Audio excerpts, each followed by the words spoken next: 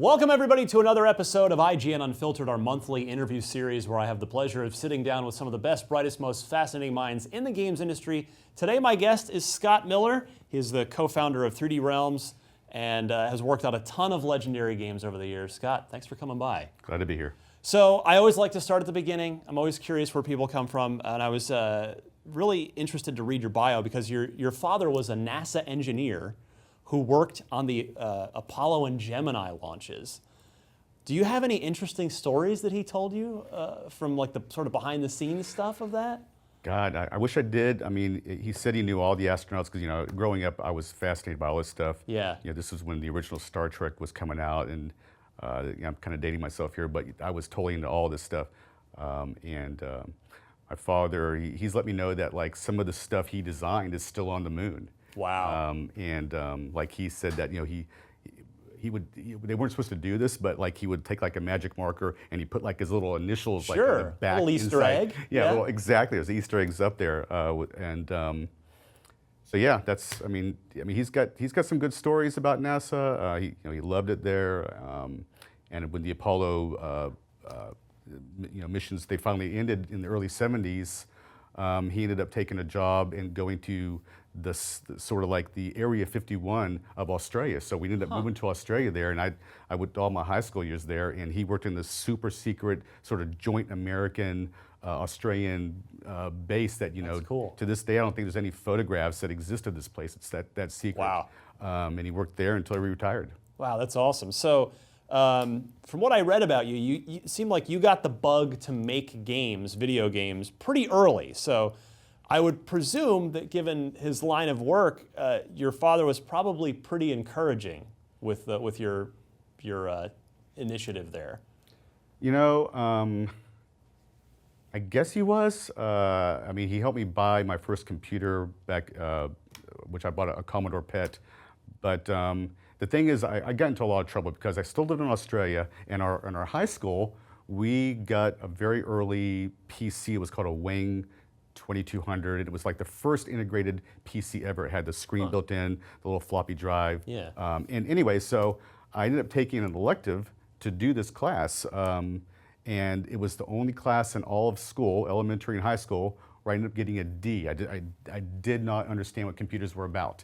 And so it just eluded me. It's just a big calculator. I didn't understand what the appeal was. Yeah. And part of this was the teacher. It was his first time ever to teach this thing. He didn't really know what was going on either.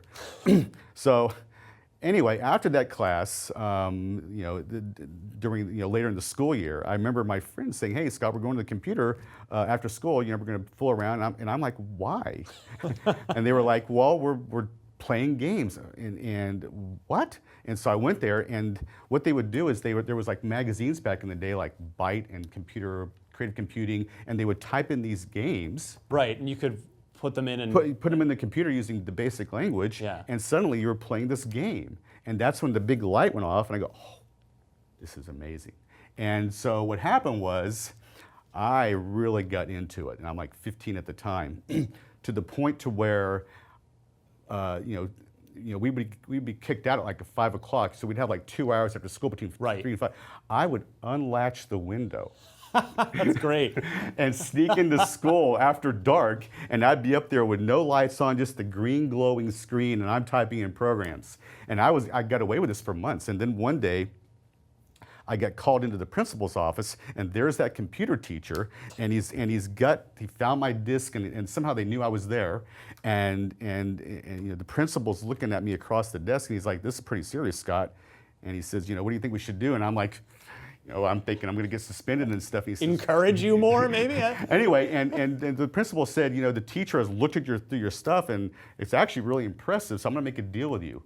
And he slid across a key to the computer room. He says, "You have all the access you want, but whenever the teacher needs help, you have to help him."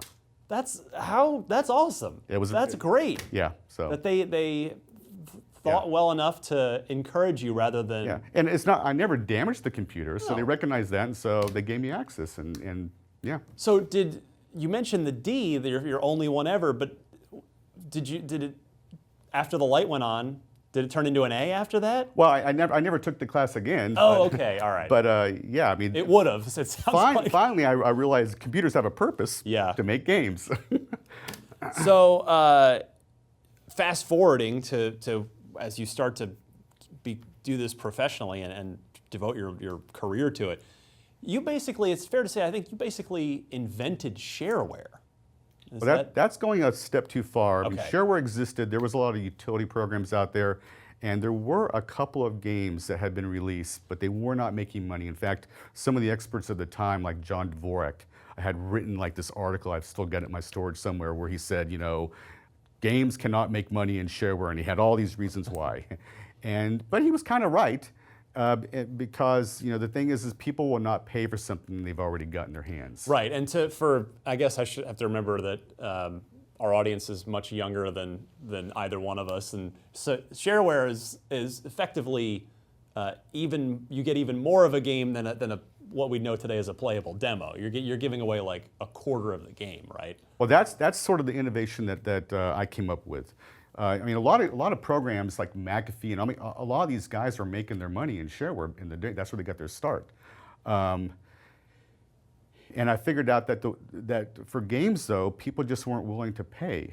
And so what I did is the thing I came up with is I had this game called Cross, and I divided it up into 3 episodes, and I just released the first one into shareware. This is back in 1987. And suddenly, well, in that game, I had like a screen that said, if you like this game and you want more, send me $15. I'll send you the other 2 episodes. Right. And suddenly the checks started coming. Wow. And I was working a day job, and after a year, my income from the shareware stuff was dwarfing my day job, and I was like, okay, I just got to quit this job, and I started making games on my own, and I reached a point where I realized, I've got a great marketing idea here. I'm not that great at making games on my own. I can program okay, but I'm not that great. So why not find other authors who are out there who can make games, and I'll just basically publish their games using my marketing strategies and help them design the games and everything. And so this is how I came across some early developers like Todd Repogel, who ended up being the guy who helped me make Duke Nukem. He was the lead coder on the first 3 Duke Nukem games, including Duke 3D. This is how I came across John Romero. He had a game called Dangerous Dave. I contacted him and ended up helping them form id Software at the time. And so basically it was my efforts to try and really take advantage of this marketing idea and bring in a lot of other developers. I mean, that to me, that strikes me as pretty, I guess, mature, for lack of a better word, that you would sort of set aside your own ego and realize, hey, maybe I'm not the best game developer. I should pivot and double down on this marketing idea. Well, it was more than that. Not only was I not the best game developer, but this marketing idea could be used for way more games. Even if I was a great developer, Yeah. I could, there's a chance here to really go big with this and have a lot of developers making games and just kind of like own the market. And for a lot of the 90s, there was this top 10 shareware list that was released by a company called Happy Puppy.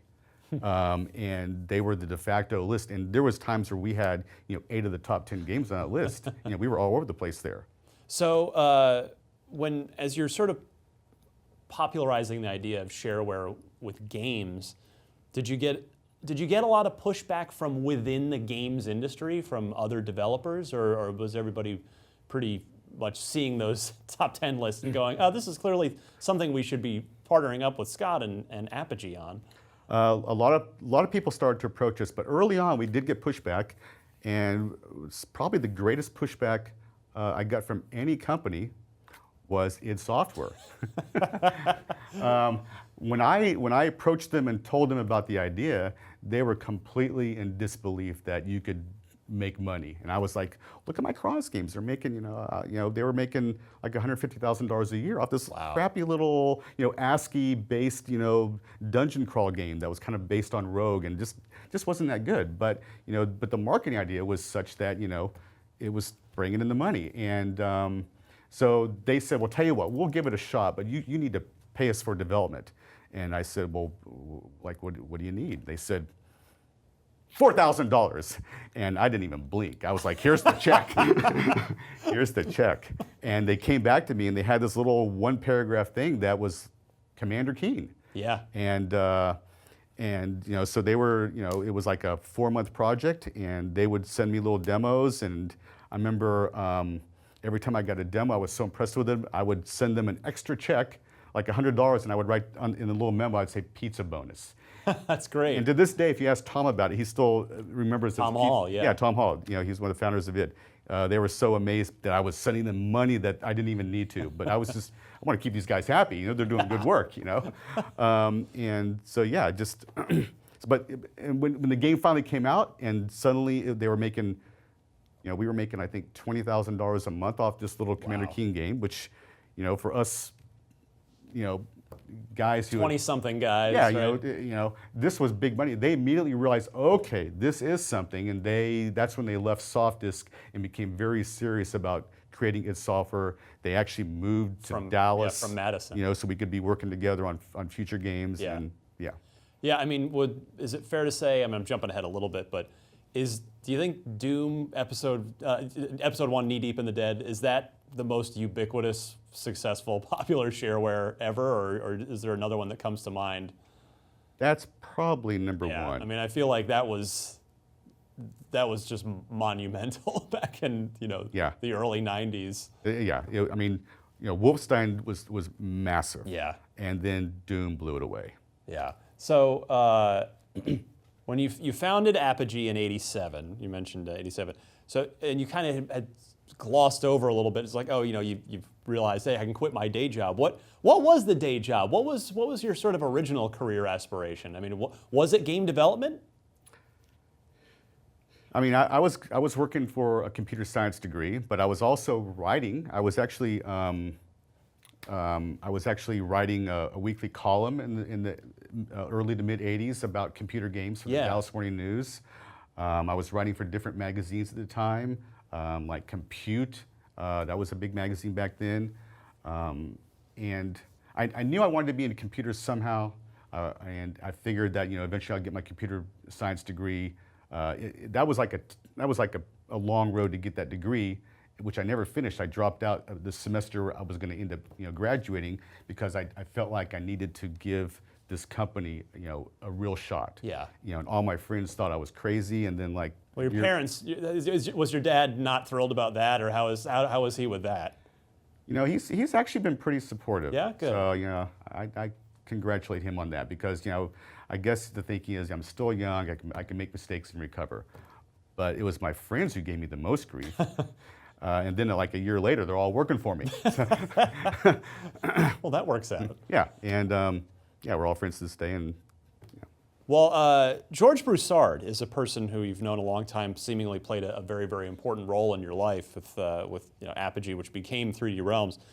Do I have it right that the two of you became friends in the computer lab in college? Is that where you guys ended up?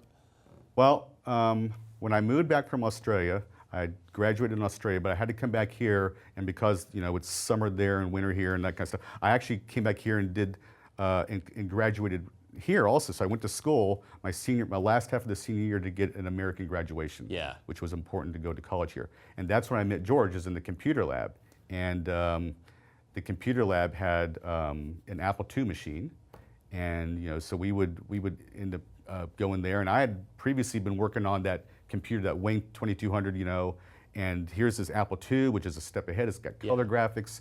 So I was there.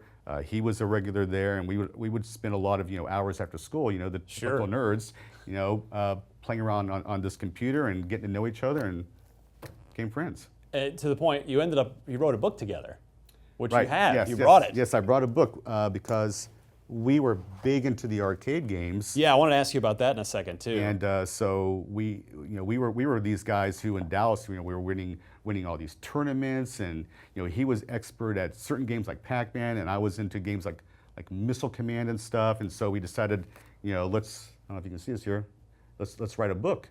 And there's a crazy picture of us on the back there, wild hair going and stuff. But anyway, so yeah, we did that, and. Yeah, how was it fun working at the arcade? Like, is it barely a job, or? It was barely a job at all. And If I have your bio right, I think you said that was better than a college education. well, I mean, in terms of learning games, I mean, we're getting a new game every couple of weeks. Yeah. And these were being done by the cutting edge designers at the time. The top designers in that age were working on these arcade machines. That was where all the advanced horsepower was. Right. So there was a lot to learn from the techniques being used in these games, and so I didn't know at the time, but just all the hours I'd play with these games, and like when the store would close, when the arcade that we worked at would close at 10 or whatever, we would stay there for hours and just put it on free play and just Best. and so all this playtime was really an important education because I tend to pay attention, as a coder also, I was paying attention to all the little tricks and stuff being used on these. You're mentally deconstructing everything you're looking at. Reverse engineering stuff and thinking, oh, I get this now, like to this day I still use like Centipede as an example where you've got very simple characters that on their own are not difficult, but in combination, suddenly get a spider bouncing and a thing dropping, and suddenly, it becomes a complex system, and it's very difficult to manage just from simple rules. It's awesome. So I want to name some games that you've worked on because Apogee was your label. It became 3D Realms once Duke 3D hit, which we'll get to. But Wolfenstein 3D, which is behind me, we have a legendary opponent here on the screen behind me. Whether you have an anecdote or some just fun memory, we'll just like I said, we'll start with Wolf 3D. Well, I mean, just real quickly, I actually did the voice. This is my first voice work ever in a game. When you kill Hitler in this game, I yelled out Octung or something. But when this game was being developed, it was originally going to be just a 16-color graphics EGA game. And during development, we decided that let's also do a VGA game, because VGA is starting to catch on. Yeah. Let's, maybe there's a market there. And so, and for the kids that don't remember, that's VGA is like way more colors. It's 256 color. So it's a big jump. It's, from 16 to 256. And so it allows you to do, like, you can see like that cyan color has the gradient shading there. In EGA you can't get any of that. So id Software didn't have the manpower to handle doing more VGA art. So I brought in some people that I've been working with on some of these other games to help work out with art, like a guy named Jim Norwood, who went on to develop his own game for us called Biohazard. And then he also was he did Shadow Warrior 2 with us. But anyway, so I brought in some other people, and we ended up doing really good stuff on the VGA side. And it got to the point very close to releases like, let's just drop the EGA thing completely. And so when Wolfenstein came out, it was just VGA. So it was very cutting edge at the time. Very cutting edge, and we kind of weighed the idea. Well, we're probably cutting our market by a lot, but the wow factor is going to be way higher if people don't see the EGA version. Right. Did you guys have any expectation that Wolfenstein 3D would become as big as it did? Absolutely. You knew, huh? We really felt it. In fact, to the point that this was going to follow the original shareware model that we had been using up to that time, which was just let's have 3 episodes. Mm-hmm. And Tom Hall and John Romero were getting so good at making episodes that very close to like within a month of release, I remember approaching them and saying, this is going to be big. What if we have another upgrade, another upsell option to where people can get 3 more episodes? So we were going to sell the first 3 episodes for, I think, $35. Mm-hmm. But what if there's 3 more episodes, we'll charge $50? And the guy said, yeah, it won't take us that much longer to do 3 more. So we did that, and I think 90% of our sales were all 6 episodes for the $50. Well, that literally paid off then. Totally paid off. All right, let's name another game that you worked on. This one, I remember this one well, Rise of the Triad. Well, that was originally going to be the sequel to, well, there was already a sequel that id Software did. It was the retail sequel, which was called Spear of Destiny. That was the sequel to Wolfenstein, and that was released through FormGen, a company that both id Software and us, we worked with together on. And then they were starting to work on Doom, and I was like, well, there's probably still a lot more pie to be eaten with the Wolfenstein franchise. And one of the things that we actually did was I went out with some other people at Apogee, and we reviewed like I think 50 or more levels designed by people in the community. This is really what taught us that there was this mod community willing to make its own levels. And it really opened up both our eyes and id Software's eyes, and that's why id Software's Doom really had built-in mod support and everything. But anyway, what we did was we gathered up like the best 50 levels out there. I cut all these guys a percentage deal, and we released that as like an expansion pack. Wow. And it sold really well. I mean, that on its own, I think made $1 million or $2 million. So I felt like there was still more to be had while these guys are working on Doom. So I approached them with the idea of let's do another game.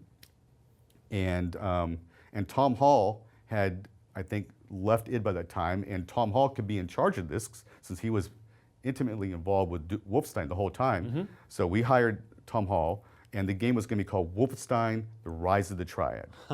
And it was going to be this new continuation to where, you know, Hitler was just a puppet all along, but there was this triad of, you know, sort of occult background leaders who were involved with all this thing. And id Software was like, boom, we're in on this. And we had an agreement. It was going along. About 8 months into it, they decided to cancel the agreement, and they had rights to do that. And I think they felt like our game was going to maybe bump heads with Doom a little too much, and they didn't want that. And so. So that's why if you look at Rise of the Triad, the one we came out with, there's a lot of Wolfenstein elements in there because we had to basically use all those assets we had already made. I never realized that. This show it's for me. If no one else is watching, it's for me. That's awesome. Okay, how about Terminal Velocity is another game I have fond memories of as well. Yeah, I'm not really sure what to say about that game. You know, we worked with that team because Mark Randall had previously worked with Microsoft Flight Simulator, and he looked like, and he was, you know, one of these hotshot, you know, amazing engineers, you know, in the same sort of class as John Carmack and Tim Sweeney. And so we thought, yeah, it's a no-brainer to work with this guy, and we'll figure out some sort of game. And they had this idea for this flight game and everything, which is right up Mark's alley. And honestly, in my opinion, though, the game never really found the proper fun factor. But we rolled the dice with them because of the potential we thought was extremely high. And it turned out to be a fun little action game, but you know, if I were to grade it, you know, realistically, I'd give it maybe a 6, 7 best. So, you know, that game there, you know, it wasn't one of our big hits. Well, one that was, and you actually brought it, which I love you for, Max Payne, which is, I mean, you guys were, well, I mean, if you didn't discover Remedy outright, you definitely helped them break big. I mean, their first game that even is obscured. Like even I'm an old school '90s PC gamer. I never played their first game, Death Rally, but Max Payne is what put them on the map. And you got the original box here. Yeah, I'll bring up the original box here and just sit it here. I love that you have this. And back then we took a lot of care when we designed our boxes, and I kept all my old boxes because they were so great. Yeah, I miss the days when we had cool boxes like this. So yeah, yeah, they approached us. They were from the demo scene. A couple of them were from a famous group called Future Crew, and you know, famous for releasing these amazing demos back in the day. Like can't remember the name. Anyway, so they approached us, and they had a demo of a game called High Speed, which was this racing game, a top-down, had some 3D effects to it. Yeah. And I saw the potential there, and we made a deal, and we ended up working with them. We changed the name to Death Rally. Yes. And got the game out like in 7 or 8 months, and it did really well. And we just really enjoyed working with them. They really enjoyed working with us. So they came to us with 3 concepts. One of them was a concept that was a racing 3D game. I told them I hate it. Another one was a concept that was like a space sort of RTS game, kind of a homeworld type of concept. Okay. And I thought probably has some potential. And the third one was this top-down game that was like a game called Loaded back in the day. I think Interplay released a game called Loaded, which is kind of a top-down game where you see like a detective walking through this environment, you know, trying to solve clues. And I said, not really a fan, but I see a way we can make this way better. Yeah. And so I remember sitting down with them. I said, you know what? Let's learn what we did. We've learned some really cool things from doing Duke Nukem, character-based things. So let's make this a character-based franchise. We'll come up with a really cool name, and let's do full 3D, and let's come up with some really cool innovations for the game. And one of them was, let's do photorealistic art. Let's do graphic novel type presentation. Our team's not big enough to do cut screens, so let's fake it with graphic novel stuff. And let's just really give this character a great personality. And I said, and I still remember to this day in the meeting, just kind of sitting around casually, I said, if we do our jobs right, this is going to be a game that's going to be around for decades. It's probably going to be a movie. The movie studio's going to want to come to us, and it's just going to be a character that people love. And so they totally bought into it. I actually sent them a bunch of books to read that really helped them out with design and stuff, and just marketing aspects and stuff. And this was the project that really sort of engulfed my time, while my partner George was working on finishing up Duke Nukem 3D and working on Duke Nukem Forever after that. And I loved working with Remedy. We made that game, and we made the sequel. I brought that box here. Oh, so good. And that is a shrink-wrapped copy, I'd like to point out. Yep. That is unopened right there. It's so impressive. And while we were making this one, we ended up selling the whole franchise to Rockstar. Rockstar. Take-Two. And so that was the last one I worked on. But yeah, these are actually the two games, my two favorite games that I ever worked on. Really? Yeah. I mean, I love both of these games. It's funny, you and I were talking before we sat down to film. I remember vividly Max Payne coming out, and the part of the community reaction. People love the game, but it was, what do you mean it's only 6 hours long? And now we've come sort of full circle where a 6-hour high production action game is totally normal. Right, and that really worried us when we realized it was only going to be 6 hours long. But here's a game that was so rich with story and so story driven. We had a 300-page script for this game, wow. So it was a very dense game, and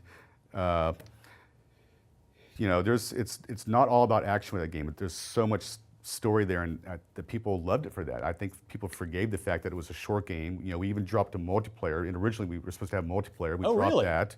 And what's interesting about this game too is that we didn't have bullet time. That was not one of our original ideas. Really? Yeah, that came along later. And the quick story there is that I was visiting Remedy on one of my trips over there. They're based in Finland, and I was over there, and they were showing me this new cool idea they had, to where when you shot an enemy, it would switch to slow motion, and you would see the enemy die in slow motion, John Woo style. Right.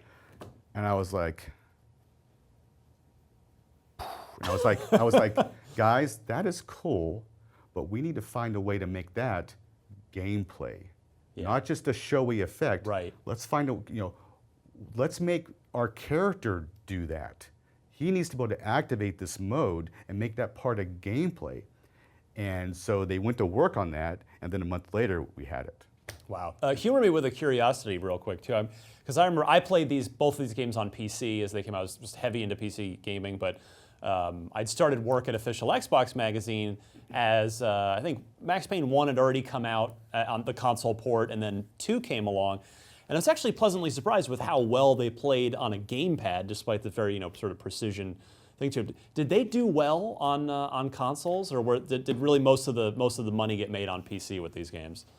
They did super well. I think that this game here, the first one, I think it was the second best selling Xbox game that year. Wow. And might have been 02, if I remember right. Yeah, because it came out. We actually delayed it because we had printed up like 1 million boxes of this. And we had the two Twin Towers. They're part of the game. Yeah. And we had that on the cover as like a background silhouette. And we trashed all that, and we went with a box that didn't have that on the cover. Yeah. So we were trying to be sensitive to that whole thing there. So right. Yeah. So 2002 is when that was really doing well. And then when this came out, it didn't do that well, quite as well, but it still did really well too. Wow. All right, so of course Duke Nukem 3D, he is the character over your right shoulder there. We've got him on the screen behind you. I know you've talked about Duke Nukem 3D a lot, obviously, but I'm curious, when did you know that you had something special with Duke 3D? Was it early on? Is it not till towards the end? Are you surprised? Like, I'm sort of curious about that. It definitely comes together near the end. I mean, during the project, great things are happening, but really in the final few months when all the stitching comes together and you see and the voice work gets done, and the personality really comes out. George, my partner, picked John St. John, which is turns out to be the perfect guy to do the voice. I'm gonna ask you next where you found him. I'm curious. Right. And so it's in the last month is that you start to you feel the chills, like, okay, we're on to something here. And I remember the night we uploaded the shareware version. Yeah. Whenever we would release a new game, that night when we'd upload the shareware version, that was always a great night. I remember getting onto CompuServe or somewhere, some of these online places, and I was so confident the game was going to be big. I remember having fun in these groups, saying, guys, IRC and stuff. Yeah. There was literally hundreds of people would be in these groups, and they knew who I was and everything, and I'd be like, guys, I think we blew it. I was totally reverse psychology on the. I think we blew it, guys. Things didn't work out. We didn't get the character right and stuff, and people were starting to already get the game and play it. And they're jumping there.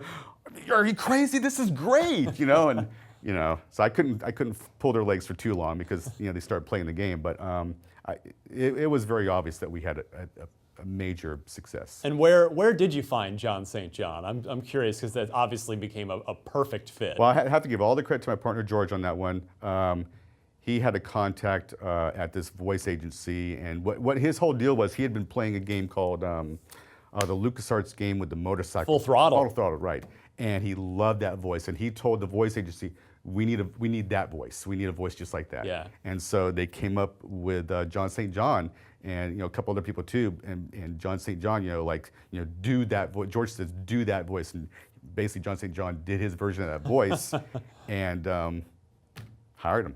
That's so cool. I love that. I know you were kind of off in Max Payne land, but do you remember who wrote most of those iconic lines that we all remember? Probably George wrote 50% of them, and then just the rest of the team also threw in their. Did you guys get any blowback at the time? Because I remember there was a big the line that sort of caused a little stir was, "What are you waiting for, Christmas?" And it was that dig that because Quake hadn't come out yet. Quake had been delayed. That line is a reference to Quake. It's the first I've heard of that. Is it? Maybe it was just something I read on it. I mean, you may be right because we were all about doing digs, so that's very possible. I mean, we had the Doom. That's one Doom Space Marine. Right. That was right. in there, and then in Shadowware we took a dig at Lara Croft and had her all tied up in chains and stuff, and IDOS at the time got onto our case, and our lawyer wrote back and said, this is just a parody. Can't really do much, so they backed off. So yeah, we were all about doing fun digs. Yeah, it was clearly all in a fun spirit. It was nothing mean-spirited. Yeah, I mean, yeah. So, but we actually took heat though because some of our lines we basically took from like Evil Dead and right. Army of Darkness. Right, exactly. Yeah. And our thinking was, we love that movie. These are great lines. We're just going to pay homage to it. It was never like, oh, we're going to be sneaky and sneak this line in here and hopefully no one notices. So it was more like, we're giving a salute to these movies, and they work for Duke also, it turns out. So, lines like "Come Get Some" and stuff like that, "Hail to the King, Baby," which also came from. I'm here to kick ass and chew gum. I'm a lot of gum. That came from "They Live," another movie that we liked at the time. So. Yeah, we fully admit that we stole these lines. We're not trying to hide it. But you lived to the lawyers did not have to pay anybody. You can't copyright dialogue right. like that. So I'm curious so at this point you've got 3D Realms, there's id. What was the Texas game development scene like back then? Was it super friendly and fun, or was there kind of rivalries going on? It was a fun rivalry. I mean, we were, totally friends with the guys at id, and but at the same time though, we were competing, and so we were always trying to one up what they were doing. Yeah. We never really could pull that off, at least in terms of engine tech.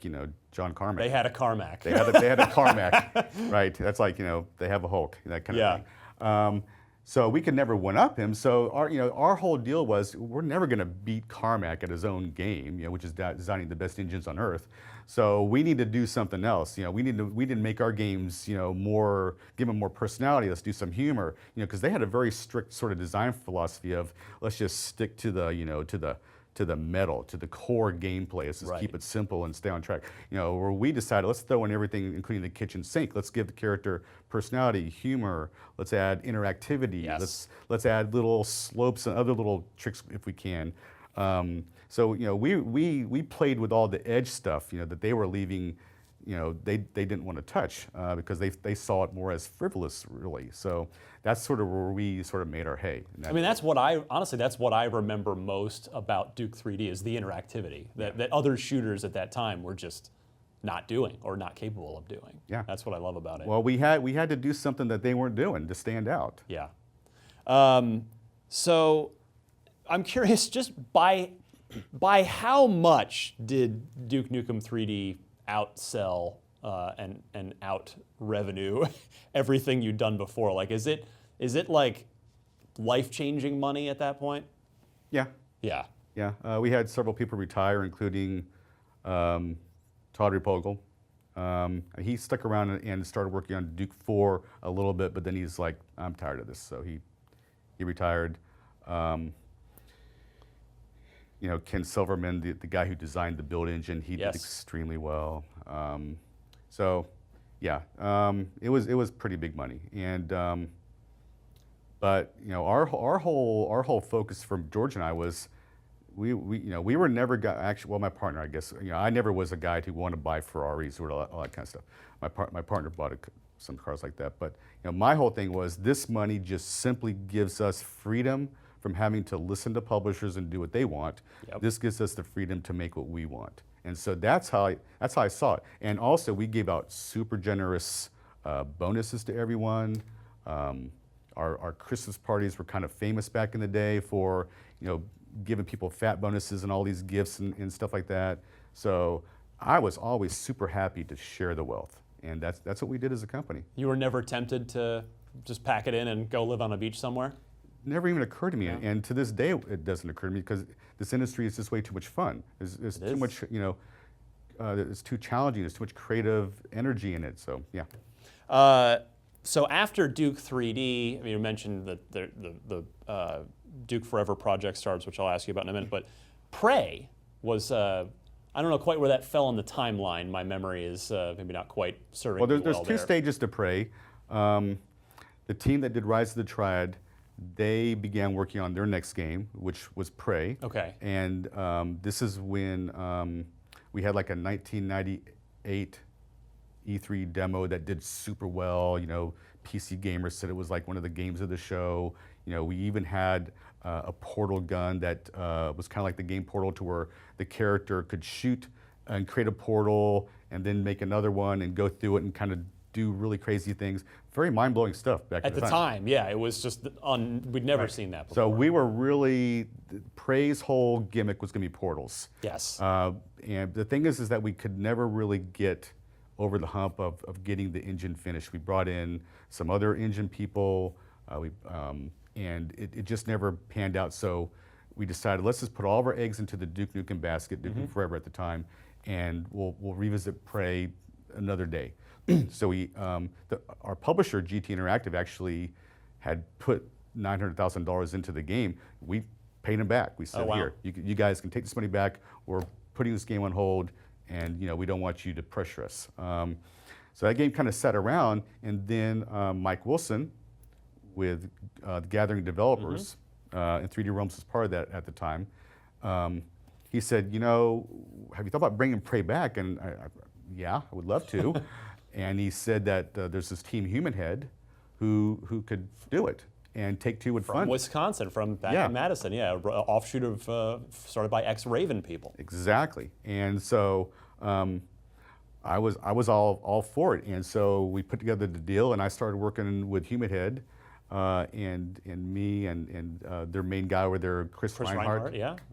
We were working together daily on this. So my two projects at this time were Max Payne and Prey for the most part, and my partner George was Duke Nukem Forever. Yeah. And so we started working on Prey, and had to have portals. So they were using the Doom engine, the Doom 3 tech at the time, I think, and they rigged it up to where it could have portals, and we developed the whole story and all this kind of stuff. And they came up with a lot of great ideas. Like some of the ideas they had were like this wall walking idea and flipping gravity around. So they were being creatively involved and doing great things.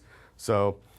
The one place where we dropped the ball, though, was that we didn't carry over the idea of the portal gun, and I wanted that in the game still, but it just didn't get in there because there was actually a lot of pressure from Take-Two to get the game out early, and they actually, for a while there, for like 6 months, they actually were upset that we weren't listening to their producer, so they stopped funding the game. Wow. 3D Realms picked up the slack during that time to keep Human Head going.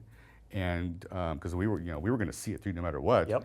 And then when Take-Two saw that, wow, this is really shaping up kind of sweetly, they came back in and picked up the funding again. But they said, it needs to be done by this date. And so we had to make some changes and stuff, and the portal gun didn't make it in there. And to this day, I'm like, Well, I have to respectfully ask, though, given that, how come you didn't just tell them to F off again, like you did the last time? well, we wanted them to fund the project because we had our own funding thing. We were doing that. Right, and Duke. Duke, and we just wanted to keep our money to make sure we could get Duke done, and so and we still thought the game would do really well, and we thought, well, we'll get to the Portal Gun, the sequel. Right. But before that happened, the game Portal came out and stole our thunder. So. Yeah. So. What I remember it being excellent, number one, for the Prey that did ship. I feel like the multiplayer didn't get the attention it deserved. It was like this MC Escher-esque thing. You're talking about like the wall walking, and you'd be in a multiplayer match and someone would be like tiny and on the ceiling, and it was all just weird perspective stuff. Right. That had to be really fun to play test and work on. The play testing for that game, our whole company loved all that because we really played with gravity in that game, and we had like these rooms that had huge spherical, huge spheres that it could take you a full minute to run around. But imagine running around the outside of a sphere, and then at some point you could jump, and there'd be another sphere, and you could jump to that. Yeah. So it really opened up a lot of creative possibilities for deathmatching and so on. And but the game. Just as a whole, I don't think that Take-Two was fully behind the game, to be honest, and because they didn't own the IP. And looking back, this was at a time when publishers were really crossing the tipping point on, if we don't own the IP, we're not going to put all of our eggs in this basket because we don't know what's going to happen next. And if we would have sold the IP to them, which I would have probably been willing to do, we'd already sold Max Payne to them at that point. Mm-hmm. Then I think they would have been way more behind it, and I think would have got the proper marketing push.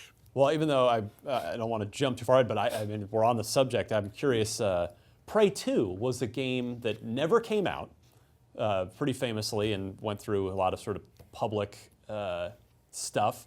But I remember I was shown a vertical slice demo of it as part of a cover pitch back at OXM, and you were still involved at that point because it was Human Head coming, but it sort of famously had very little, seemingly aesthetically, to do with the original Prey. I'm curious if you kind of speak to the thought process behind that original pitch for Prey 2.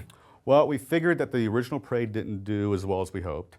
So, but we liked the universe. Let's find a way to introduce new characters, a new sort of hero character. Yeah. So, in the original Prey, there's this pretty famous scene of this airliner suddenly being warped into this huge mothership and crashing, and you get to witness it. It's a really cool scene in the game. Anyway, the deal is that with Prey 2, there's a bounty hunter and a prisoner or something on that plane, and those characters become the lead characters in Prey 2. Tommy has a cameo in Prey 2, so you realize, so just to maintain the fact that it's still in the same universe and everything, but it's more about this bounty hunter and his story. And so yeah, we were gonna make Prey 2 and be in the same universe, but kind of a different story, almost like a bit of a Marvel thing. You know, you've got your Thor and Iron Man. The Prey cinematic universe. Yeah, kind of. Yeah. I didn't even think about it really that way back then, but the idea was, you know, we'll deviate a little bit here, and then later we'll connect up again, because we felt like there was a lot more to Tommy's story that could be told. So that was the thinking there. Is it? I mean, I'm sure you've had many projects over the years that don't make it for whatever reason. It's just mostly the public doesn't hear about those. Does Prey 2, is that one you wish had seen the finish line, or do you kind of just mentally kind of have to move on when that stuff happens? I mean, I do move on, but definitely I wish that game would have been finished. I mean, I think that I think it would have done really well. I think it, you know, it was going to be published by Bethesda, because, you know, Take-Two had kind of disassociated themselves with it, so we took it to Bethesda. I think that they were going to be way more behind it, and I think it would have got the marketing it deserved, and I think it would have been a really big hit. But there was some issues with Bethesda not liking some of the budgetary concerns with the game, and so they ended up dropping support for the game, and Human had moved on. There's another project as well that sort of snuck in there that I remember playing a bit, and then I'm curious what your memories are. Shadow Warrior, you touched on it a few minutes ago. Where did Shadow Warrior come from? Well, back when we were doing Duke 3D, this is, you know, we had met with Ken Silverman, who was another Karmic level engine genius, and Karmic himself said, you know, Ken is the one guy who he really respects. So we had our own Karmic basically, and he had built this build engine that actually did a lot of things that the Doom engine couldn't do at the time. And so we thought, well, we've got this great engine, let's not just do Duke 3D, let's get some other teams to do some things. And so we gave the engine to some people to work on with Shadow Warrior. And we gave the team, there was another team that I found that was based in California, and they began working on a game called Blood. And then there was another team that approached us, and they wanted to do a game called Ruins, which later was released as a game called Power Slave. I can't remember the name of that team, but Blood, we ended up selling the rights before it was released to Monolith. Yeah. I forgot who ended up getting the rights to Power Slave, and we kept the rights to Duke 3D and to Shadow Warrior. And so yeah, we released Duke 3D, and then a year and a half later, we released Shadow Warrior.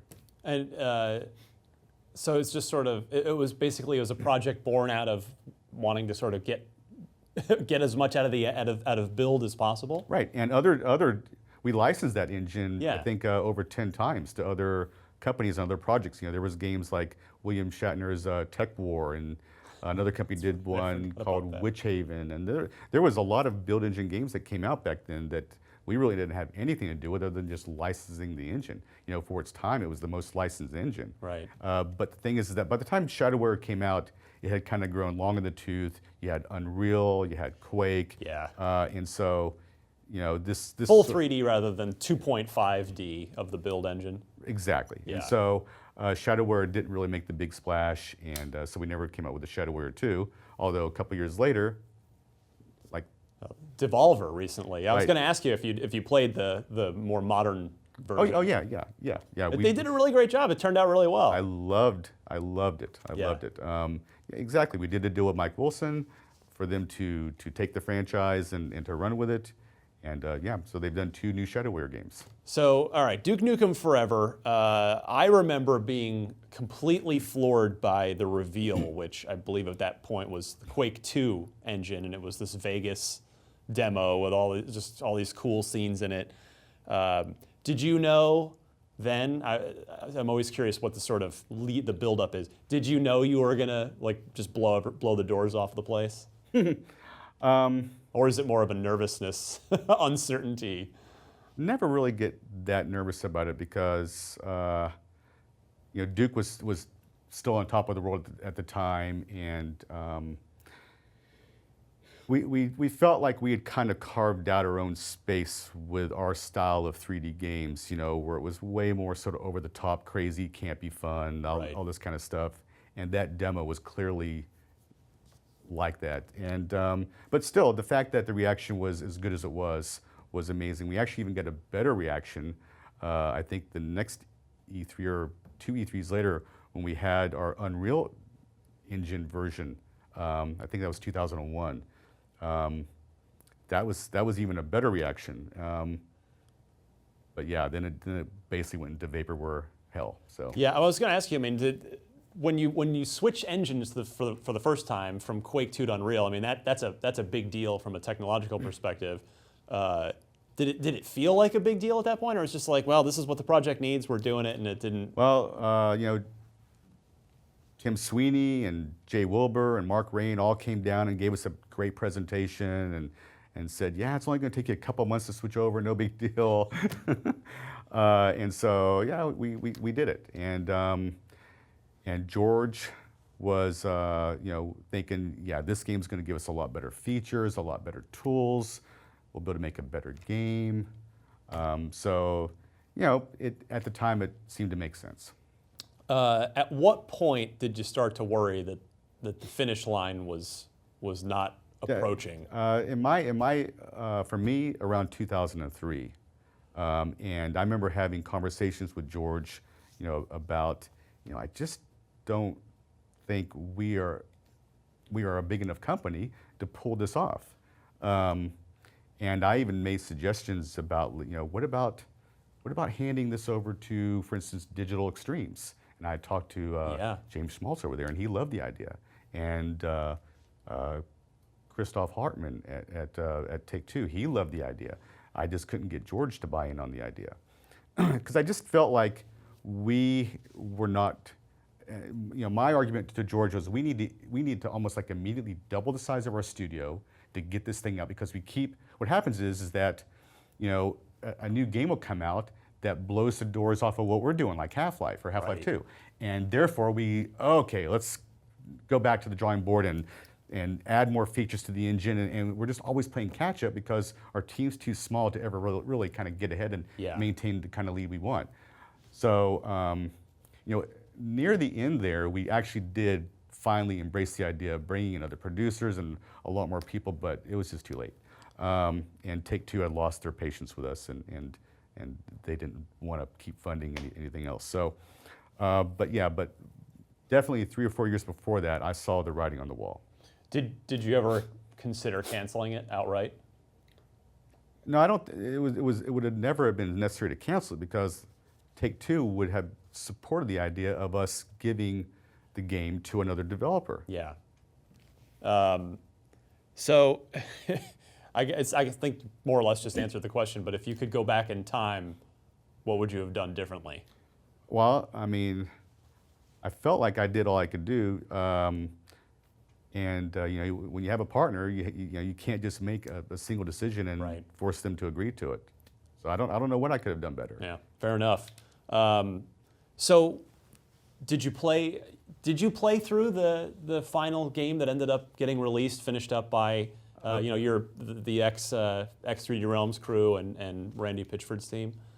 No. No. But I did play through the version before we handed it off to them. Yeah. And I was very up on what was going on. And then when I had Randy come down, I knew we had a strong pitch, and he really liked it too. But when they took it over, I was basically kind of divorced of it at that point. Right. They didn't want my involvement in any way, and so I stayed out. I mean, I know there was a little bit of a legal dispute there for a little while. It would take two. Wasn't it with you guys specifically? Oh, that came way later. Okay. But yeah, Take-Two did sue us. But honestly, I don't know what they were suing us about, because we never took any money from them.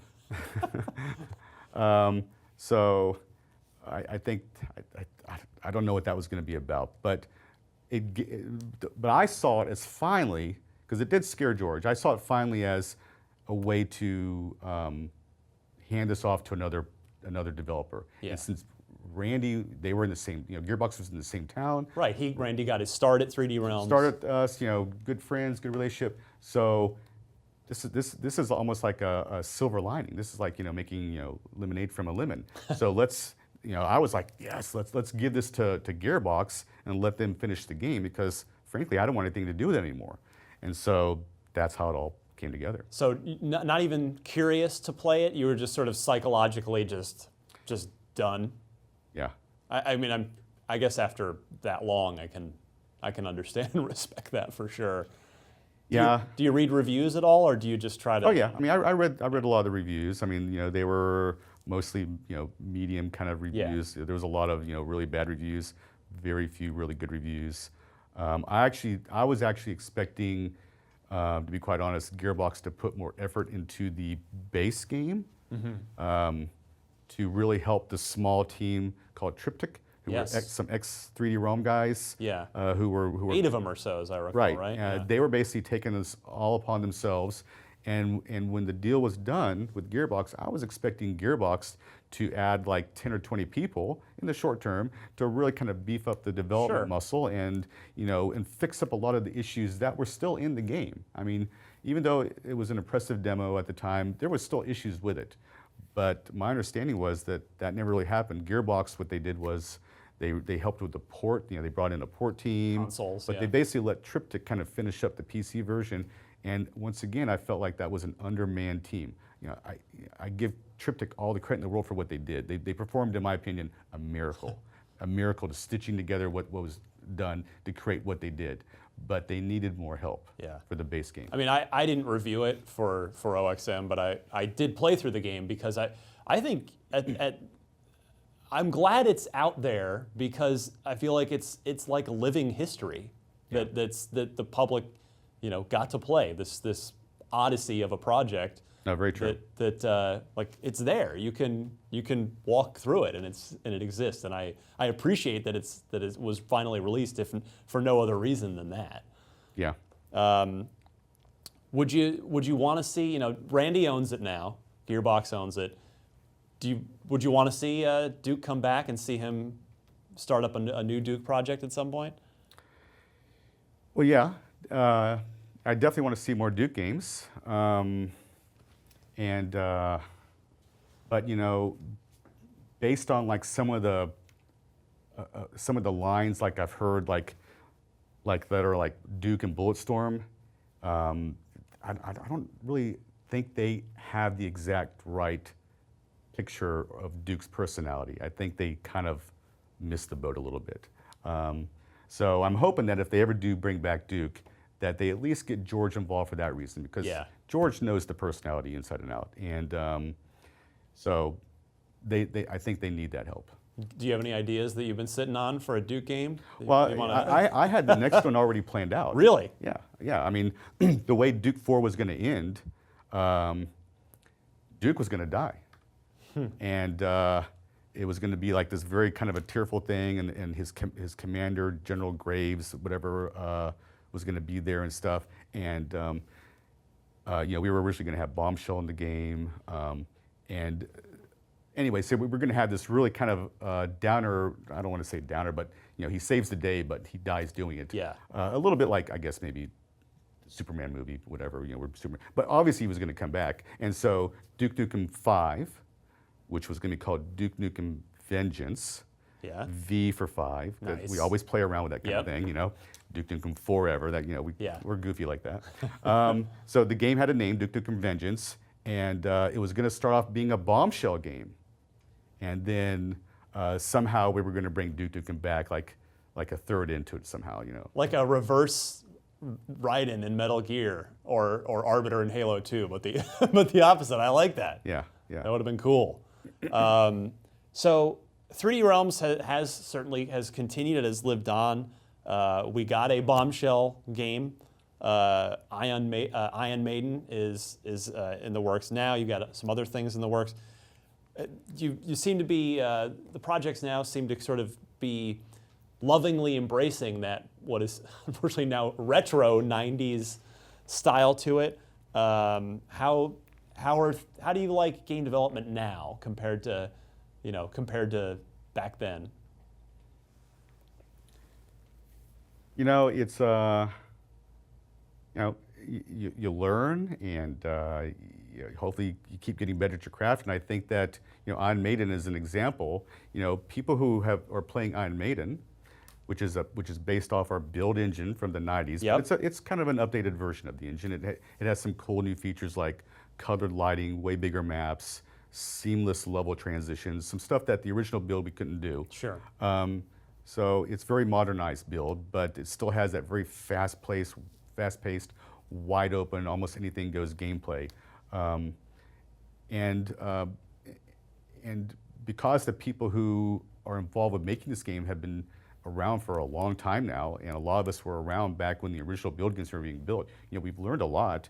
And so I think that's one of the reasons that this game is getting so highly reviewed, is because we are really masters at build now. And I think we also live in an age to where people aren't as jaded with graphics anymore. Back in the 90s, it was always a graphic race. True. It was like who had the best engine won. It was all about the engine and stuff. But kind of reached a point of diminishing returns and all that. And now you have games like Minecraft and so many other games where graphics is really not the selling point. It's more of a style. It's a chosen style. So people who are playing on Maiden now, made in this build engine, see it as a chosen style. And they don't ding the game for it not looking as good as a Call of Duty or whatever. Right. And it's just all about the fun factor. And in that respect, I think we've hit it out of the park with this game. And we're doing a couple other retro games we haven't announced, and I think we're going to have sort of similar results because, we're not having to worry as we make these games about, doing better things with the engine and wowing things. We focus basically 100% on gameplay, and that's where it's at. So sounds like no interest or need for you to go back into AAA game development as it's traditionally known. It's expensive and risky, and you can just focus on gameplay now. Yeah, I don't see us ever trying to do a $10 million plus game in the future. There's some projects going on that are multi-million, but nothing that's going to compete with the big boys, right? The quadruple A type of games, that kind of stuff. What's the future look like for you and for 3D Realms? It's 2018. You guys have been around for what 30 years. That's a heck of a run. And what's next? I don't really see anything that's going to take us off the current train track. We're just going to keep moving forward. We 3D Realms, we're kind of getting the game plan going forward here pretty soon is, and we're kind of doing it already. We're kind of looking for external small teams. We're going to try and find more IDs, more remedies, more little teams that with the right design help, with the right marketing, with the right guidance, can one day be another what Remedy and id have become. Yeah. I think there's a lot of golden nuggets to be found out there in sort of like the indie world, and we would love to be. Devolver's done a little bit of this, True. And we would love to be a studio that kind of goes back to our roots of helping some of these indie studios, get to where they want to be. Excellent, love it. Scott, thank you so much for coming by. Iron Maiden, check it out. It uses the build engine. I've played it, it's fun. You guys came by a few months ago. I had a great time with it. Scott Miller, the co-founder, CEO of 3D Realms. For much more from the best, brightest, most interesting minds in the games industry, be sure to check back every month for episodes of IGN Unfiltered. You can watch it on IGN, on IGN's YouTube, or listen to it on your favorite podcast service as well.